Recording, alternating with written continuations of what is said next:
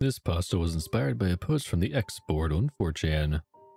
It was approximately 12:15 when I entered the Johnson County Community Health Clinic. I was there for an appointment I had set up weeks ago, just a routine checkup. It wasn't a new place for me. I had been there a couple times before. However, the place had an odd nostalgic feel to it, as if it were a location from my childhood or something, and I could never pinpoint exactly what this feeling was, or where it came from.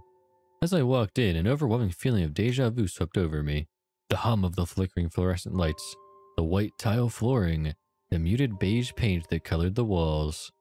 I noticed that there was a TV mounted in the corner, a smaller flat screen that was playing a short PowerPoint slideshow on loop of ads and events that were being held by the clinic.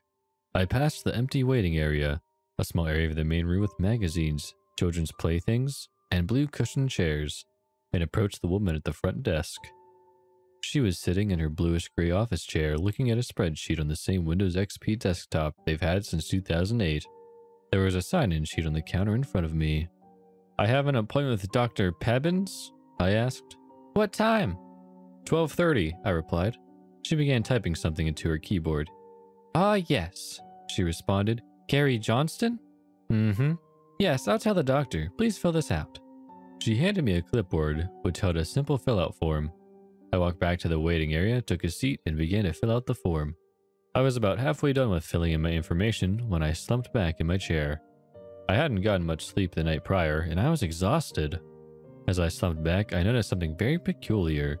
My head never hit the wall. In fact, it felt like I went in. I got up, quite frightened, and looked at the wall. Nothing. Not a single hole or dent had been made in the wall by my head. So I reached to touch the wall, and my fingers went through it. I recoiled in shock. What the hell was that? I thought as I reached to touch the wall again, only to find my fingers clip through once more.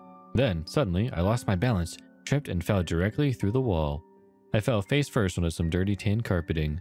Upon getting back up, I realized that I was in a completely different room.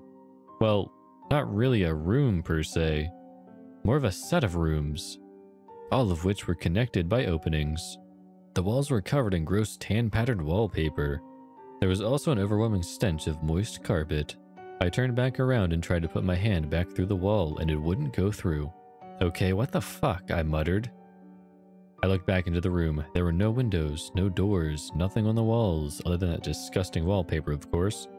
It was completely empty, aside from a singular plastic blue school chair.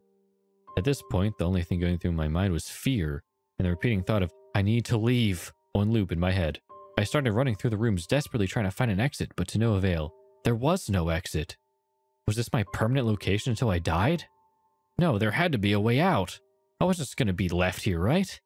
Eventually, someone would notice that I was gone. But nobody did. Then, in the distance, I heard footsteps. But not those of a human's. At least, not a normal human. Alongside the footsteps was a gurgling snarl like that of an angry animal. I began to run. I ran as fast as I could from whatever the hell was approaching me. I don't want anything to do with it. I ran for what seemed like forever. I was always back in the same room I started in. At least, it looked like the same room. Not that I could tell them apart. So, I sat down, defeated. A feeling of dread filled my body as I started to cry. I was going to die here. I'm still there. I haven't left. I've accepted my fate.